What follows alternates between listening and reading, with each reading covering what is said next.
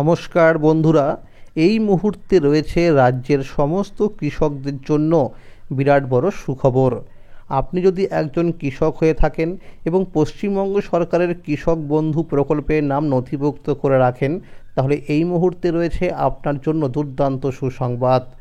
কৃষক বন্ধু প্রকল্পের প্রথম কিস্তি অর্থাৎ খরিফ মরশুম টাকা কবে থেকে দেওয়া হবে, অর্থাৎ ফাইনাল তারিখ সংক্রান্ত নতুন আপডেট পাওয়া গেল আজকে।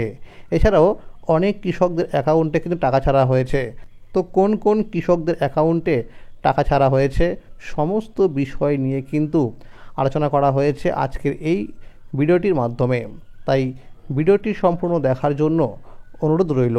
যে সমস্ত কৃষক ভাইয়েরা এখনও পর্যন্ত চ্যানেলটিকে সাবস্ক্রাইব করেননি, অবশ্যই মনে করে চ্যানেলটিকে সাবস্ক্রাইব করে নেবেন, কারণ আমার এই চ্যানেলের মাধ্যমে কৃষক বন্ধু প্রকল্প এবং কেন্দ্রীয় সরকারের পিএম কিষাণ প্রকল্পের খবরাখবর সবার আগে দেওয়া হয়ে থাকে।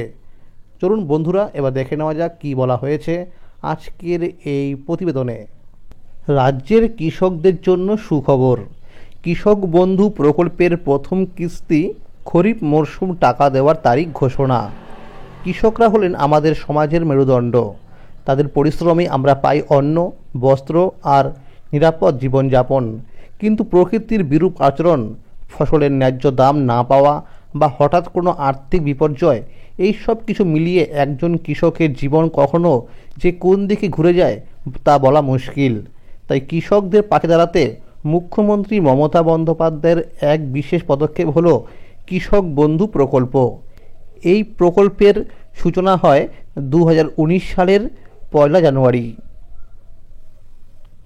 শুরুতে বছরে 5,000 টাকা করে সহায়তা দেওয়া হতো, কিন্তু 2021 সালের 17 জুন থেকে এই সহায়তার পরিমাণ বাড়িয়ে বছরে সর্বোচ্চ 10,000 টাকা করা হয়।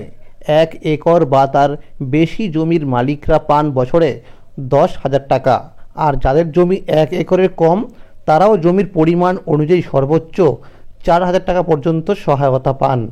এই টাকা দেওয়া হয় দুটো কিস্তিতে, একবার খরিফ মরশুমে যার টাকা দেওয়ার সময় হলো এপ্রিল থেকে সেপ্টেম্বর মাসের মধ্যে, আর আরেকবার রবি মরশুমে। এই কিস্তির টাকা দেওয়ার সময় হলো অক্টোবর থেকে মার্চ মাসের মধ্যে। এই প্রকল্পে আরও একটি গুরুত্বপূর্ণ দিক রয়েছে।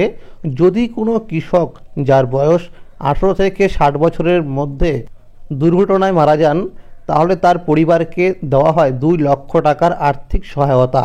এই প্রকল্প শুধু টাকা নয়, কৃষকদের জীবনে আনে সুরক্ষা, মান্যতা আর ভরসার এক নতুন আলো।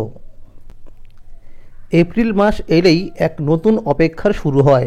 প্রত্যেক কৃষকের চোখ থাকে একটা দিকেই, কৃষক বন্ধু প্রকল্পের টাকার দিকে। কারণ এই সময় শুরু হয় খরিফ মরশুমের প্রস্তুতির।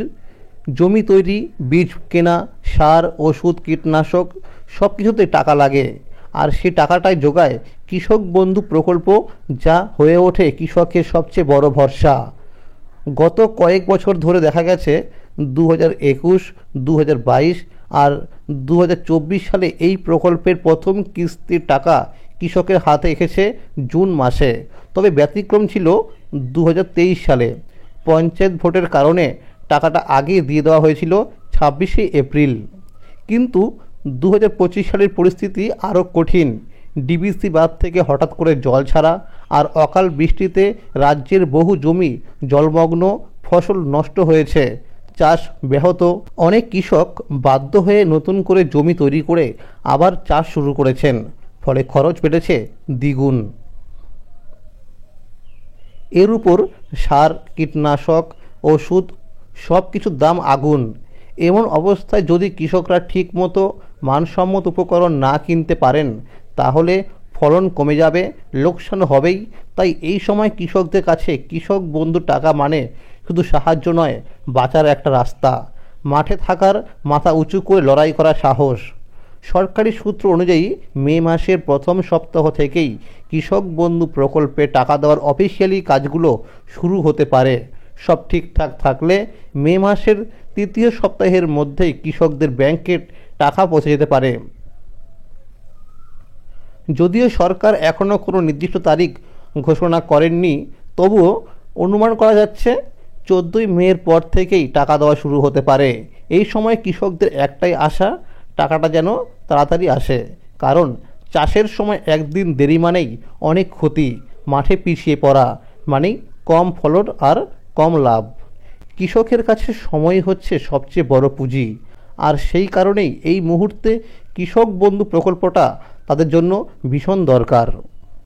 আগে কৃষক বন্ধু প্রকল্পে টাকা দেওয়ার আগে সরকার একটা ব্যানার প্রকাশ করত। সেই ব্যানারে স্পষ্ট করে লেখা থাকতো কোন তারিখে কোন জেলার সভা থেকে মুখ্যমন্ত্রী মমতা বন্দ্যোপাধ্যায় কৃষকদের ব্যাংক অ্যাকাউন্টে অনুদানের টাকা পাঠাবেন। কিন্তু 2024 সালে এই নিয়মে বদল আসে। কোনো রকম অনুষ্ঠান ছাড়াই সেই বছর প্রথম ও দ্বিতীয় কিস্তির টাকা সরাসরি পাঠিয়ে দেওয়া হয় কৃষকদের ব্যাংক অ্যাকাউন্টে। তবে সূত্র বলছে 2025 সালের আবার পুরনো সেই নিয়মে ফিরতে পারে রাজ্য সরকার।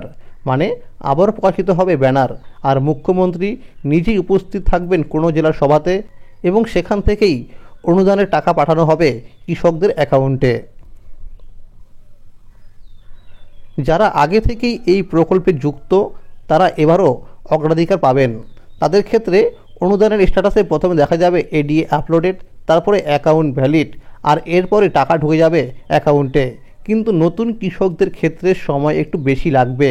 তাদের ক্ষেত্রে পুরো প্রক্রিয়া এডিএ আপলোডেড, ডিডিএ অ্যাপ্রুভ, তারপরে আসবে অ্যাকাউন্ট ভ্যালিড, এই 3টে ধাপ পেরোতে হয়, তারপর টাকা ছাড়া হবে। সম্প্রতি যারা দুয়ারে সরকার ক্যাম্পে আবেদন করেছেন তাদের মধ্যে যাদের ফর্ম গ্রহণযোগ্য বা অ্যাপ্রুভ হয়েছে তাদের মোবাইল নাম্বারে কেবিআইডি নম্বর সহ এসএমএস পাঠানো হচ্ছে, আর যাদের আবেদন বাতিল হয়েছে বা রিজেক্টেড হয়েছে তাদেরও মোবাইল নাম্বারে আলাদা করে এসএমএস করা হচ্ছে এবং বলা হচ্ছে সব নথিপত্র ঠিকঠাক করে কৃষি দপ্তরে যোগাযোগ করতে। এই ফর্ম বাতিল হওয়া কৃষকদের আবার নতুন করে জমির কাগজপত্র, আধার, ভোটার কার্ড সব ঠিক করে জমা দিতে হবে, তাহলেই ভবিষ্যতে তারা এই প্রকল্পের টাকা পেতে পারবেন। বর্তমানে কৃষক বন্ধু প্রকল্পের ওয়েবসাইটে অনলাইনে স্ট্যাটাস দেখার সুবিধা বন্ধ রয়েছে। অনেক কৃষক বারবার চেষ্টা করেও অনুদানের স্ট্যাটাস দেখতে পাচ্ছেন না। কৃষি দপ্তরের পক্ষ থেকে জানানো হয়েছে এই সমস্যার সমাধানের কাজ চলছে। খুব শীঘ্রই আগের মতোই কৃষকরা নিজেদের স্ট্যাটাস অনলাইনে দেখতে পারবেন। ইতিমধ্যেই ওয়েবসাইটে কিছুটা পরিবর্তন দেখা গেছে। স্ট্যাটাস দেখার অপশান আসলেও এখনও সেখানে তথ্য আপডেট হচ্ছে না, ফলে কৃষকদের পরামর্শ দেওয়া হচ্ছে প্রয়োজন হলে নিকটবর্তী কৃষি অফিসে গিয়ে আধার, ভোটার কার্ড, নথিভুক্ত মোবাইল নাম্বার, কেবিআইডি নাম্বার এবং নতুনদের জন্য অ্যাপ্লিকেশন সিরিয়াল নাম্বার নিয়ে যোগাযোগ করতে। কৃষি অফিসে গেলে আধিকারিকরা স্ট্যাটাস দেখে দেবে এবং যদি কোনো সমস্যা থাকে তার সমাধান করার রাস্তা বলে দেবে। এদিকে সরকারি এক সমীক্ষায় দেখা গেছে অনেক কৃষক যারা ইতিমধ্যে তাদের জমি বিক্রি করে দিয়েছেন তারপরেও তারা নিয়মিত কৃষক বন্ধু প্রকল্পে টাকা পাচ্ছেন। এমনকি বেশ কিছু মৃত কৃষকের অ্যাকাউন্টও প্রতি কিস্তিতে টাকা জমা হয়ে যাচ্ছে। সূত্র বলছে এই ধরনের অনিয়ম বন্ধ করতে সরকার দ্রুত পদক্ষেপ নেবে এবং যেসব কৃষকদের তথ্য ঠিক নেই বা যারা প্রকৃত কৃষক নন তাদের নাম এই প্রকল্প থেকে বাতিল করা হবে। এদিকে 2024 সালের 22শে নভেম্বর যেদিন রবি মরশুমে টাকা দেওয়া হয়েছিল সেদিন অনেক কৃষক নথি সংক্রান্ত সমস্যার কারণে টাকা পাননি। সরকারি সমীক্ষা বলছে প্রায় 5% কৃষক তখন রবি মরশুমে টাকা থেকে বঞ্চিত হন। যারা পরে কৃষি অফিসে গিয়ে সমস্যার সমাধান করেছেন তাদের মধ্যে অনেকেই মার্চ মাস থেকে টাকা পেতে শুরু করেছেন। তবে এখনও একটা জিনিস মাথায় রাখা দরকার, যেসব কৃষকদের পেমেন্ট স্ট্যাটাসে অ্যাকাউন্ট ভ্যালিড দেখাচ্ছে কিন্তু এখনও টাকা পাননি, শুধুমাত্র তাদেরকে টাকা দেওয়া হচ্ছে। কিন্তু যাদের স্ট্যাটাসে পেমেন্ট সাকসেস দেখাচ্ছে অথচ টাকা হাতে আসেনি তাদের জন্য দুঃসংবাদ, কারণ এই কৃষকদের অ্যাকাউন্টে আগে থেকে টাকা পাঠানো হয়েছিল কিন্তু বিভিন্ন ব্যাংকের ইকেওয়াইসি সমস্যা বা অন্য কারণে টাকা রিটার্ন হয়ে গেছে, তাই তাদের জন্য নতুন করে টাকা পাঠানো হবে না।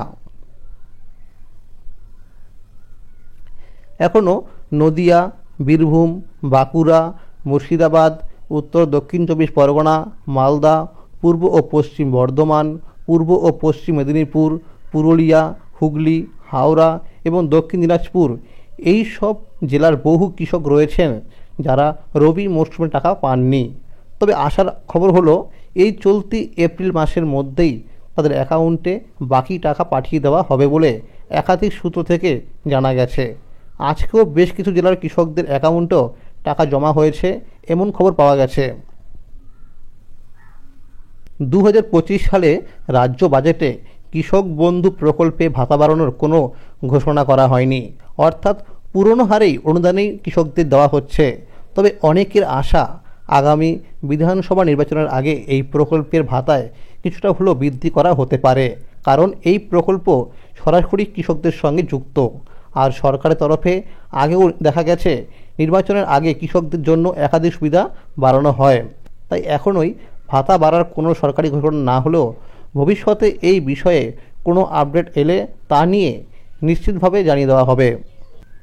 যদি কোনো কৃষক নতুন করে জমি কিনে থাকেন আর সেই জমির পরিমাণ কৃষক বন্ধু প্রকল্পে যুক্ত করতে চান, তাহলে যত দ্রুত সম্ভব ব্লক অফিসে বা কৃষি অফিসে গিয়ে নতুন জমির সমস্ত কাগজপত্র জমা দিতে হবে। সেখানে নির্দিষ্ট একটি ফর্ম দেওয়া হবে, সেটা সঠিকভাবে পূরণ করে জমা দিতে হবে। এই ফর্ম জমা দেওয়ার পরে সাধারণত 7 দিনের মধ্যেই সেই জমির তথ্য অনলাইন স্ট্যাটাসে আপডেট হয়ে যাবে। এখন যদি জমির পরিমাণ বাড়ানোর ফর্ম জমা করা হয়, তাহলে আগামী কিস্তিতে বাড়তি জমির জন্য বরাদ্দ টাকাও মিলবে। যেমন ধরো, যদি কোনো কৃষক আগে 1 একরের কম জমির জন্য বছরে 4,000 টাকা পর্যন্ত পেতেন, আর এখন জমির পরিমাণ 1 একরের বেশি হয়ে যায়, তাহলে তিনি প্রতি কিস্তিতে 5,000 টাকা করে পাবেন, বছরে মোট 10,000 টাকা পাবেন। এই ফর্ম জমা দেওয়ার সময় কৃষক চাইলে তার মোবাইল নাম্বার বা ব্যাংকের অ্যাকাউন্ট নাম্বার পরিবর্তন করে নিতে পারবেন। তবে একটা বিষয় খুব গুরুত্বপূর্ণ, ব্যাংক অ্যাকাউন্টের সঙ্গে আধার লিঙ্ক থাকতে হবে এবং কেওয়াইসি আপডেট থাকতে হবে। কারণ অনেক সময় দেখা যাচ্ছে ঠিকমতো কেওয়াইসি না থাকায় অনেক কৃষকের টাকা আটকে যাচ্ছে। বিগত রবি মরশুমে টাকা দেওয়ার সময়ও দেখা গেছে এরকম অনেক কৃষক এই কারণে টাকা পাননি। তাই প্রত্যেক কৃষকদের অনুরোধ করা হচ্ছে একবার নিজের ব্যাংকে গিয়ে দেখে নিতে যে আপনার ব্যাংক অ্যাকাউন্টের সঙ্গে আধার লিঙ্ক বা কেওয়াইসি ঠিকঠাক আসে কি না। না থাকলে তাড়াতাড়ি তা আপডেট করে ফেলুন, যাতে আগামী কিস্তি টাকা পেতে কোনো অসুবিধা না হয়। তো বন্ধুরা, আজকের এই ছিল আপডেট। কৃষক বন্ধু প্রকল্পের সমস্ত আপডেট সবার আগে পেতে হলে অবশ্যই মনে করে চ্যানেলটিকে সাবস্ক্রাইব করে নেবেন এবং সকলের কাছে শেয়ার করে দেবেন। যদি এই ভিডিওটি ভালো লাগে অবশ্যই লাইক করে দেবেন। ধন্যবাদ।